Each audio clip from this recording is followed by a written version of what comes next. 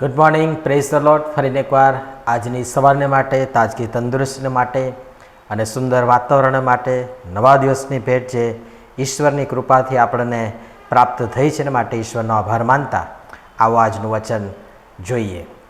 હે યહોવા, તું દેવ છે ને તે તારા સેવકને આ શુભ વચન આપ્યું છે. પહેલો કાળવૃત્તાંત તેનો 17મો અધ્યાય ને તેની 26મી કલમ 1 થી 27મી કલમ સુધી વાંચવાના માટે પ્રયાસ કરશો. આજનો વિચાર ખ્રિસ્તમાં અતિ પ્રિયવાળા મિત્રો, પ્રભુ ઈસુ ખ્રિસ્તના વિજયવંત નામમાં આપ સર્વને આજની સવારની પ્રેમભરી સલામ. પરમેશ્વરે તેમના સેવક દાઉદને પસંદ કર્યા, નિમ્યો અને આશીર્વાદિત કર્યો.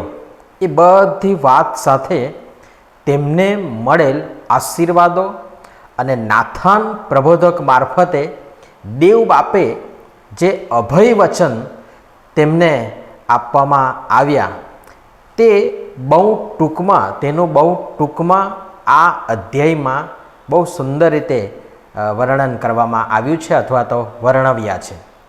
અને હવે કલમ 16 થી 27 સુધી દાઉદ પોતે પ્રાર્થના રૂપે દેવ સમક્ષ બેસી આભાર માને છે અને તેમાંનું આજનું આપણું આ વચન.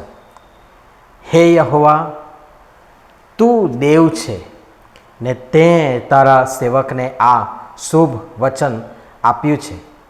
અને એ જ અથવા તો એમના જેવી એવી અનેક વિપરીત, અઘરી, કપરી, વિષમ, પ્રતિકૂળ પરિસ્થિતિમાંથી આપણે પોતે પણ પસાર થયા છીએ કે પછી થઈ રહ્યા હોઈશું. દેવે આપણને વિવિધ રીતે છોડાવ્યા, બચાવ્યા, પસંદ કર્યા, તેડ્યા, નિમ્યા, અલગ કર્યા, આશીર્વાદો આપ્યા અને એ તમામ આશીર્વાદો ને વચન આપણને પણ પ્રેમાળ પરમેશ્વર પિતાએ આપ્યા જ છે. વિચારો, એ ભૂતકાળને યાદ કરો. તમે, હું, આપણે ક્યાં હતા અને દેવ બાપ આપણને આજે ક્યાં લઈ આવ્યા છે. 16મું વચન જુઓ, ત્યાં બહુ સરસ લખ્યું છે કે હે યહોવા દેવ, હું કોણ ને મારું કુટુંબ કોણ. હે યહોવા દેવ, હું કોણ ને મારું કુટુંબ કોણ કે તું મને આટલે સુધી લઈ આવ્યો છે. અને 17મી કલમનો પણ પાછલો ભાગ તમે જોશો તો ત્યાં બહુ સુંદર લખવામાં આવ્યું છે.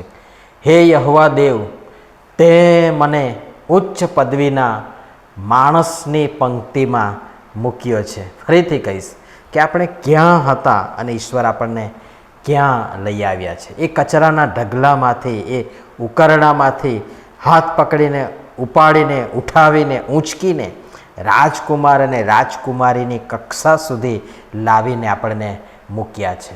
વાલાભાઈ બહેનો, હા, એ ઈશ્વર છે કે જેમણે પોતાના સેવકની ખાતર, તમારા ખાતર, મારી ખાતર, આપણ સર્વની ખાતર, અને તેમણે તેમના અંતઃકરણ પ્રમાણે આ સર્વ મહાન કૃત્યો, ચિહ્નો, ચમત્કારો, આશ્ચર્યજનક કાર્યો જે તમારા, મારા, આપણ સર્વના વ્યક્તિગત, કૌટુંબિક, આત્મિક અને જાહેર જીવનમાં કર્યા છે અથવા તો થયા છે, એમણે થવા દીધા છે.